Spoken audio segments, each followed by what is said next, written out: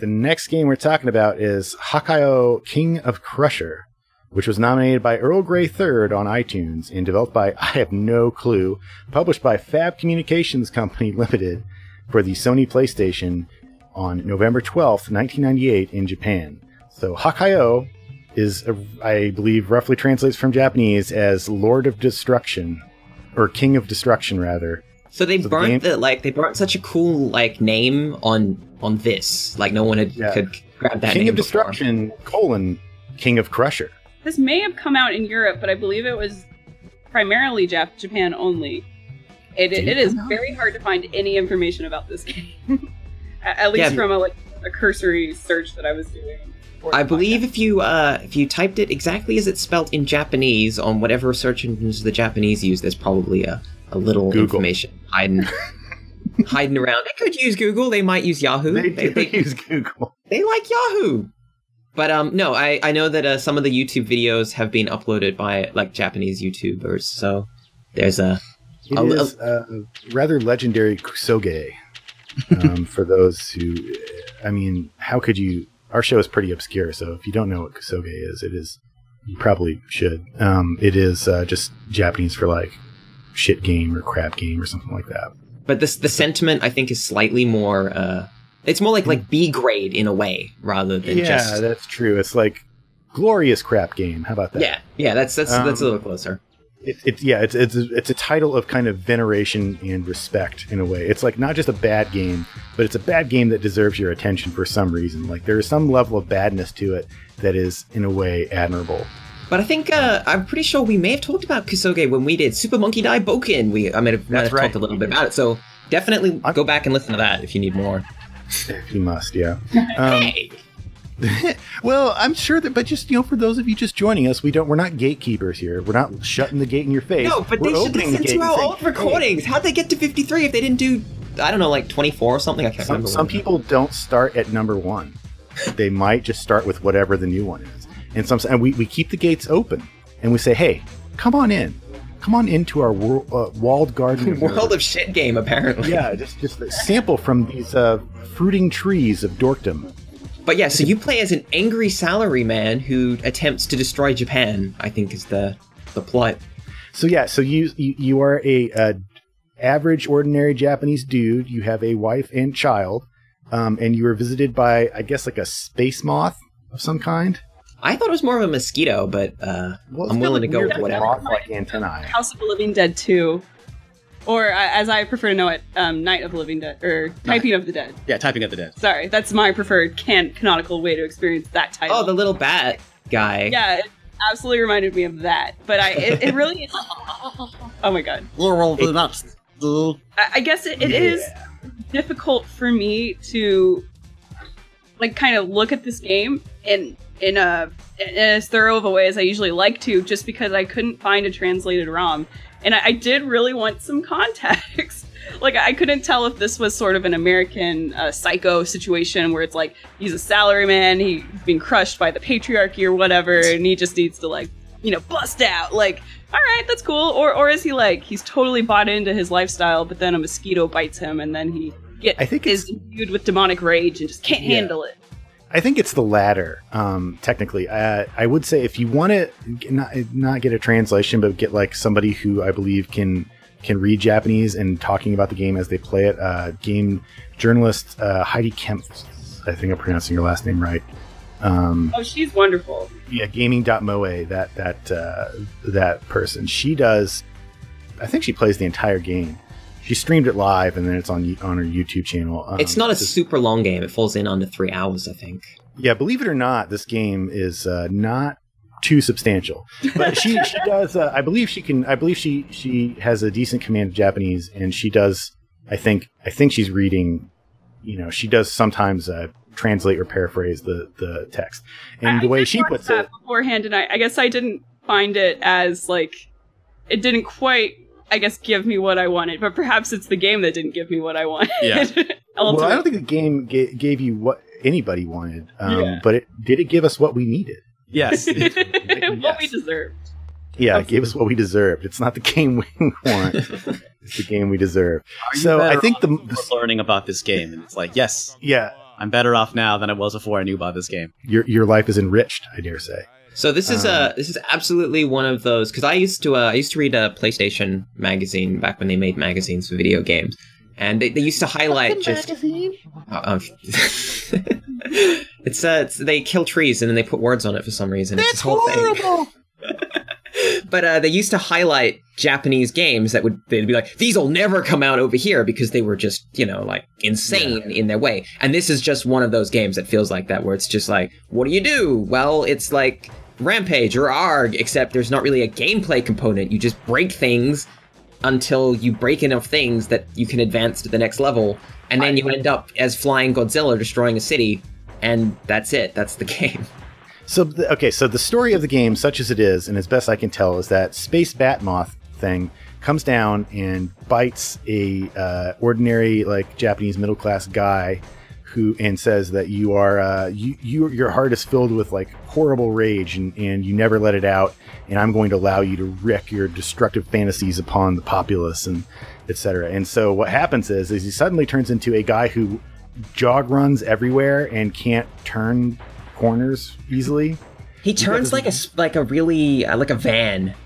He's always running, even when he's going slowly. And he does turn.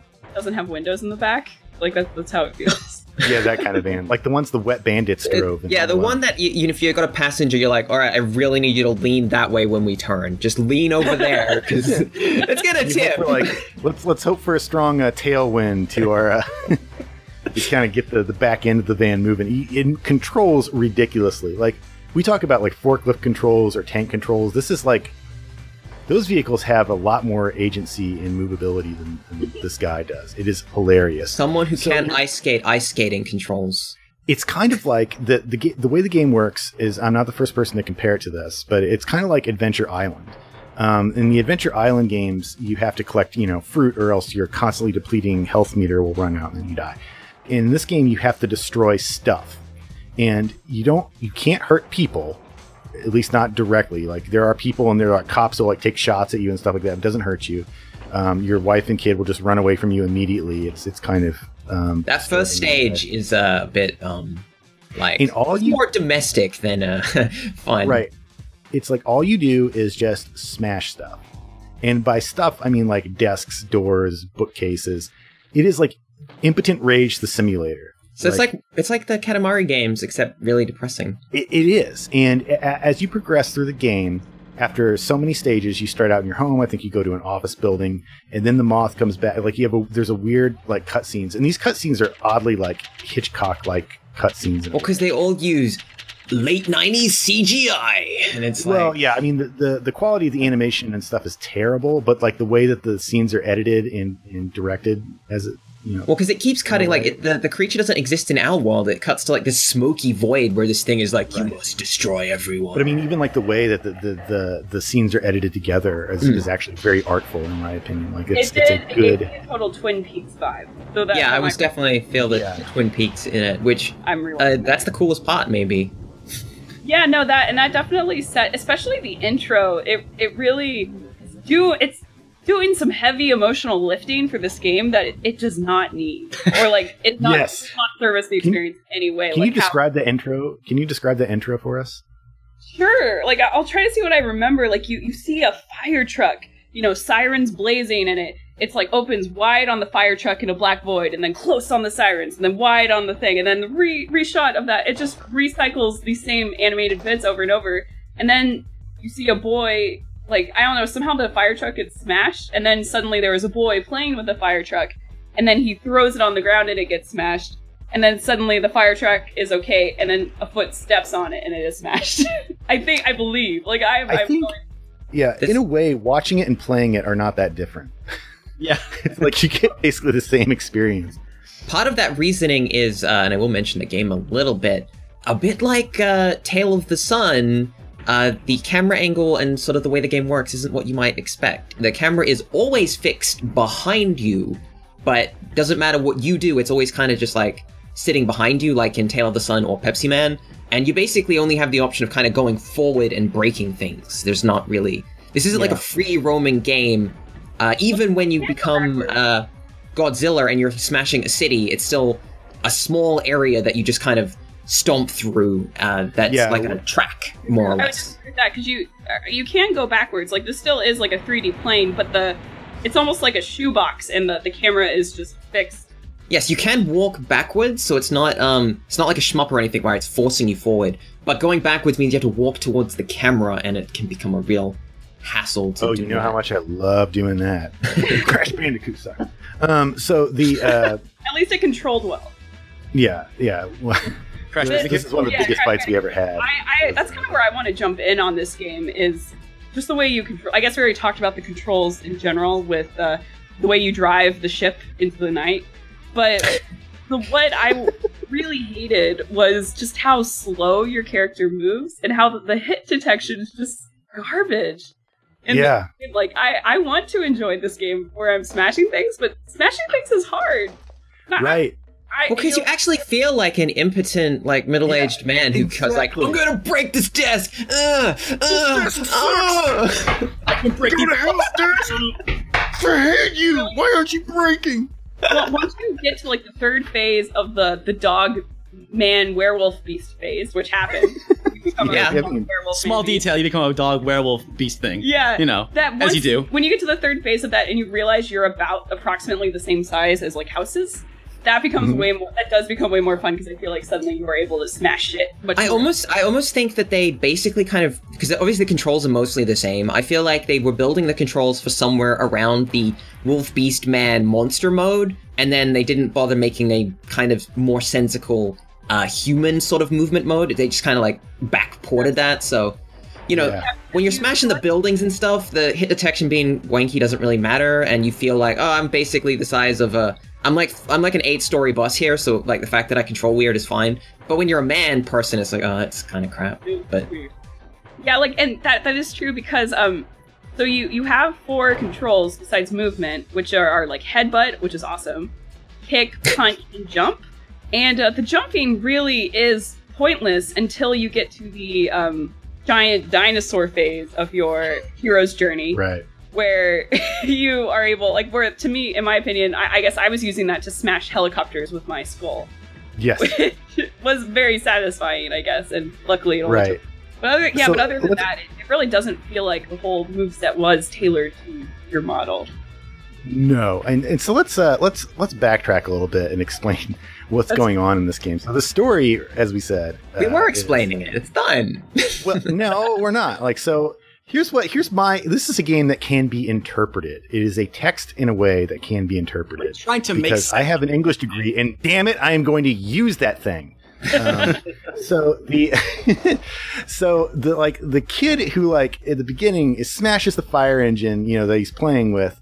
It's like, I think the game is trying to say something about how as children we are allowed to like lash out and just like be destructive for the hell of it because that's what kids do.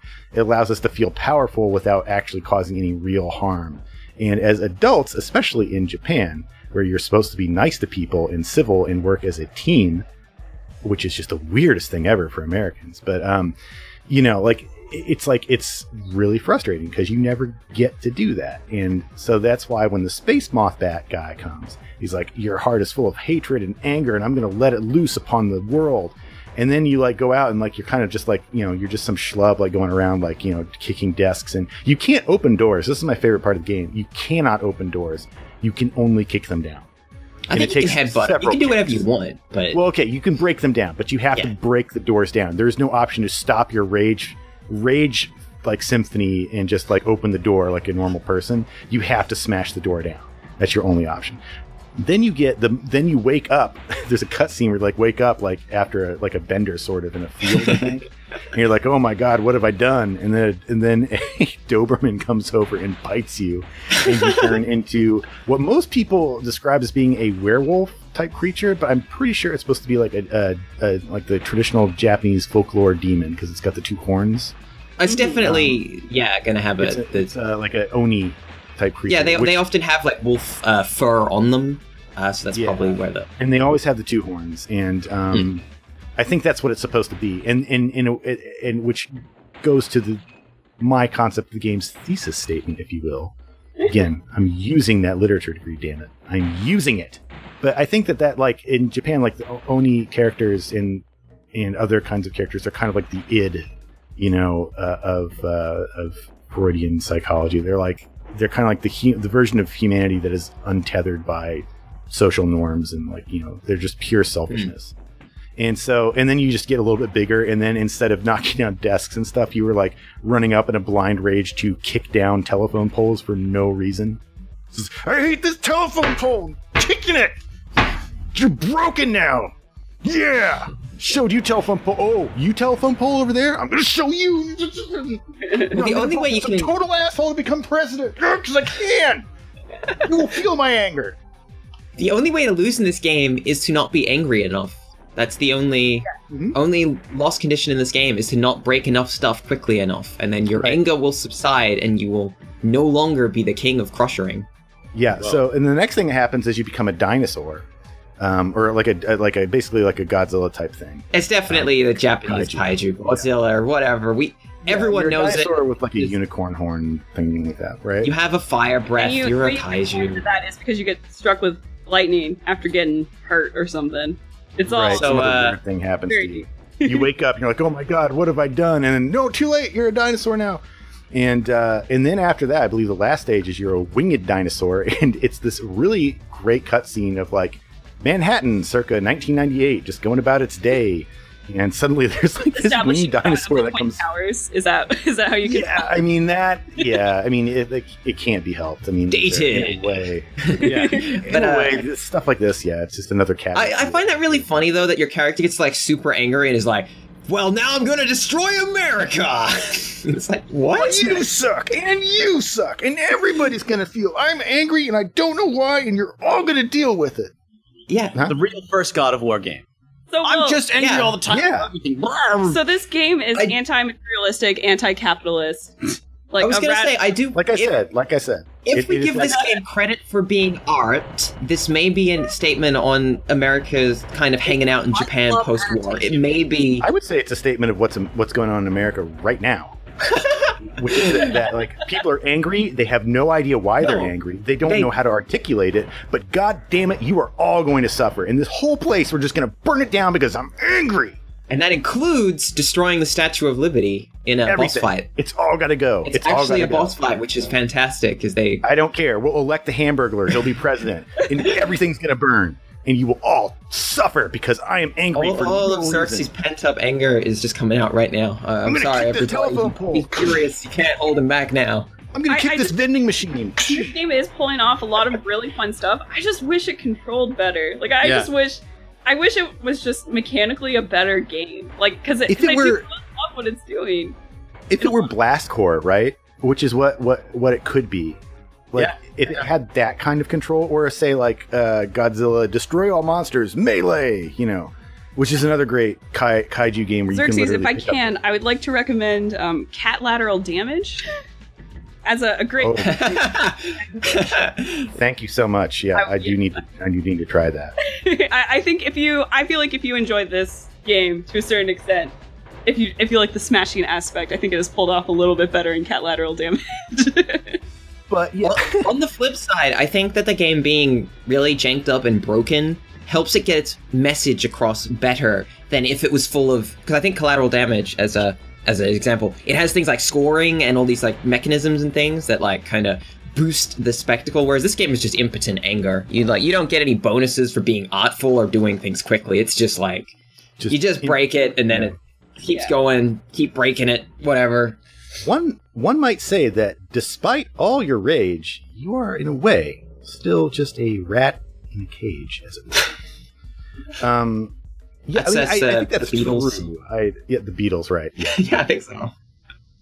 Might as well be. Kids these days don't give a rat's about smashing pumpkins. They don't know the classics. That's the classic biscuit track, right? Yeah. Oh, yeah. We got the break stuff. One of those days. Just one of those days. Well, that's absolutely like a great analogy for this game, because like if we are going to buy into what you were saying, and you have a degree in literature, so of course we are. I do. That's what he constantly claims. The lyrics are, it's just one of those days where you don't want to wake up Everybody sucks. Everything is fucked. Isn't that the one where he's like, you don't want to grow up? Is that part of the line? Oh, okay, well that's... No, but that is the subtext, you're right. Yeah, exactly. Which is kind of what this guy is doing. Well, like, he's regressing back to childhood. Right, he wants to smash that fire truck. Yeah. As somebody who is a student of literature, is this truly I'm listening. the video game adaptation to Fight Club that we've needed this whole time? Oh, this is much better than Fight Club. Or Falling Down, right? That Michael Douglas movie. Yeah, that was a good point. I want the hamburger that looks like it does in the picture, because this is what we can get angry about. Yeah. He just wanted some breakfast. It's not his damn fault they stopped serving breakfast at 11 a.m. Just give him the breakfast. They don't do it, though. McDonald's does not They do it here now. Just so we're clear. They do now. What a time to That whole movie falls apart. Then Michael Douglas storms in. I want breakfast. Here you are, sir. Oh, okay then. Cool. Bye then. This actually didn't work well for McDonald's. It didn't. Yeah, it didn't work well. Not all heal about it. And now you got breakfast all day. Michael Douglas can finally rest easy. Yeah. Okay. So this game has two different endings. I don't really know the context, but there's a good ending and a bad ending. And I think the good ending, you actually lose your rage and you go back to being a salaryman or something. I'm not super clear on that. It's just abstract. Is that the good ending, or is that like the nightmare dystopia ending, where it's like you accomplish nothing and go back to your like nobody life on the hamster wheel of capitalism or whatever? All I know is it's the ending that has more CG footage, so I can't really tell you. Must be the more important, yeah. Yeah, exactly. The greatest part, though, is I think the other one, you're consumed by rage. I can't be super sure on that because it doesn't really get much footage. It's the bad ending as such. The dinosaur just literally combusts. And, like the words like hatred, like smoke off its body at the last scene. But the best part is that the actual credits for this game, the sequence of credits, they set up a camera outside, and they just smashing plates. That's it. You can't see the cast. The text of the creators scrolls up like the credits, but it's just them throwing plates at the ground. You just see plate after plate after plate get thrown at the ground for this whole sequence. I don't want to do this, tissues, Mom. And that's why done, dude. I do think that they had more art and desire to make art in this than they did sort of technical ability, but they clearly actually were trying here. Like and I said, that's so good. All the cutscenes, although they look like garbage, like they are animated worse than the the average like local car dealership commercial is these days. They look worse than that. But there's a craft that goes into the setting them up and like the framing of everything and the editing that is really good. Well, I think the main thing is, you don't have a big enough team to do really nice CG, so they did the best they could. But you've got a couple super talented people who have like a vision, and you're like, here's like 2.5 weeks, make a game. Okay, all right, and they've got this whole, and like under those conditions, this is pretty great. It's not a good game, but it's distinctive. But you'll never forget it once you see it, and I think everybody who plays it really comes away from it with like some personal kind of impression. Like it will make a mark on you that I don't think will ever go away, at least for me. Seriously, I was playing this game and I felt like I just had like been like awakened to like some kind of reality. There's some kind of revelation, enlightenment type thing happening. Where it's just like, oh my god, this is it. This is it. It's just impotent rage. Like, I'm going to smash this desk. I'm going to kick this vending machine. I hate these books. It's like... This game resonated so much with you. I can't believe how, like this is just the game for you, We really do have to move on to ranking this one, though. It's, well, what if we just made this an entire show in and of itself? Because we've actually talked a lot about this game. A lot. More than I think anyone has probably ever talked about this game in English before. Including people who have played it, because they would be done by now. So, all right, here's what I usually do with games like this. Is that there's like a section at the bottom of the list for stuff that is technically terrible, but artistically meritful? That's not a word. But artistically valuable in a way.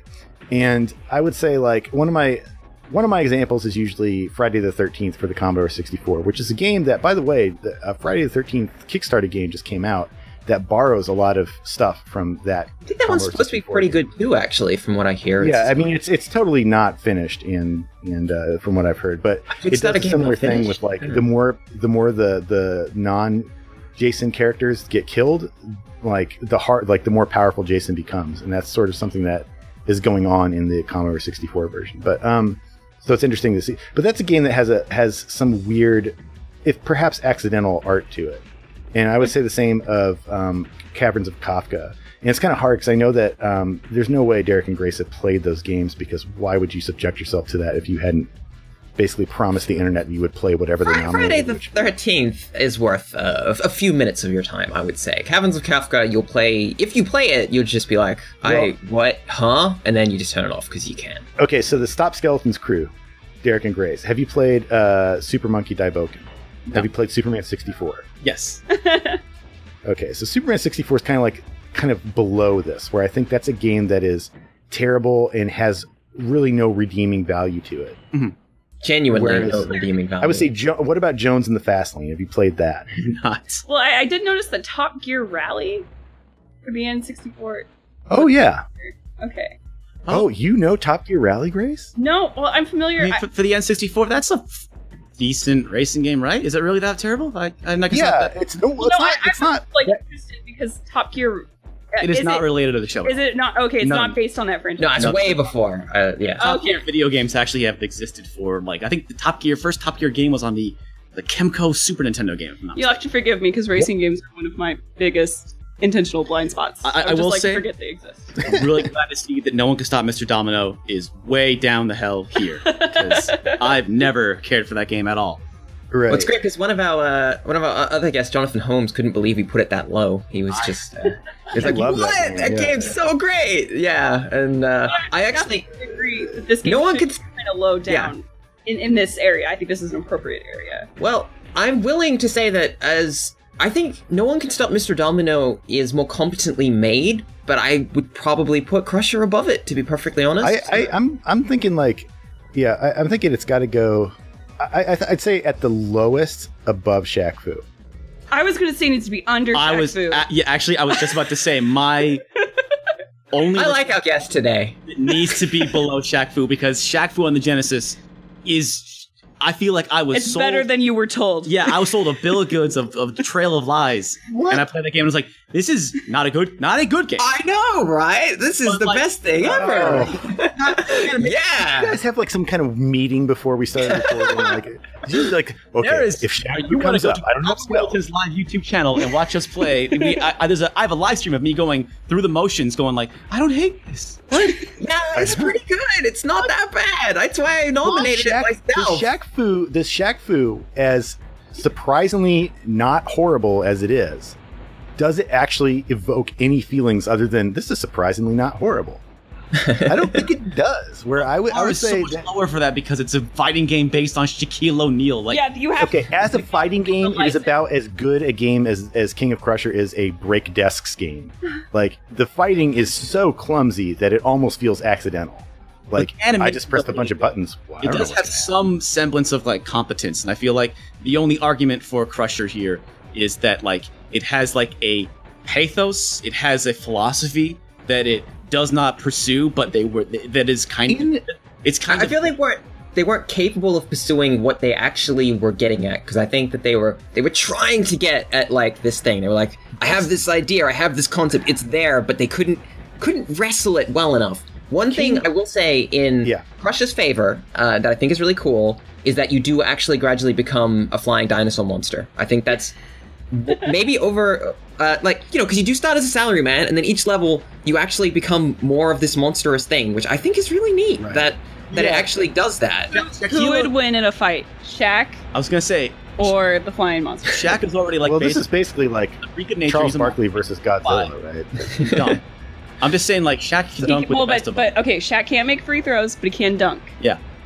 So, he can dunk. But in Shaq Fu, Shaq can't do either because he doesn't get a basketball. That's the problem. I can't. I'm just really good at kicking slowly. In the intro. So, I mean, here, I will put it at right above Friday the 13th, but I will not put it above Shaq Fu. Yeah. Let me just put it this way. Shaq Fu, like I said, it's a more competent game in a lot of ways, but there is an artistry that goes into King of Crusher that is nowhere to be seen in Shaq Fu. In a lot There's of no way ways, to be seen in a lot of games, though. But I say it about a lot of games because that's what what's the point of this list if not to alert people to something that games can do well that nobody thought they could do. Like this game, I say King of Crusher is one of the on the short list of games I would put in like MoMA. Like it is like it fails as a game, but as a weird work of pop art, it is amazing. But our list is the top 47,858 games of all time, isn't it? There are a lot of things games can be besides just strictly games that... Yeah, no. It is a really difficult undertaking because we need like sub-lists of like most artful, best part. Yeah, I mean this... Don't poke holes in the art of this. What's got better butts? This game is fun about this. Because the camera is fine. Okay. such a way that it is focused almost entirely on your butt. All right, I might concede one notch above Shaq Fu for the butt factor. Yeah. Okay. I can live with that. All right, so that's where it's going to go. Butt factor. Coming soon to ABC Hakaioh Network. The butt factor. Hakaioh. King of Destruction, King of Crusher. Yeah, what's it actually called? King of Crusher. Hakaioh means like king of destruction, I think, is the way Google translates it. You're a double king because one's in Japanese and one's in English, and they just repeat. Destruction King, King of Crusher, I believe is the literal translation. It goes one notch above Shaq Fu and right below King's Quest 5. All right. I kind of regret this immediately, but okay, that's where it's going.